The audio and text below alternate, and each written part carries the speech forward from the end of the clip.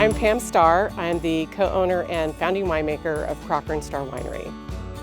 My approach to Premiere Napa Valley wine is to bring the best of our original Cab Franc blocks. And one of the first wines we brought through Premiere Napa Valley was a Cabernet Franc from our Goddess clone.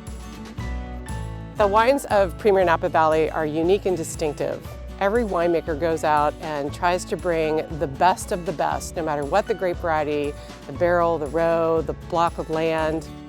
Making a Premiere Napa Valley wine is a chance to be inspired outside of the portfolio of wines that we already make.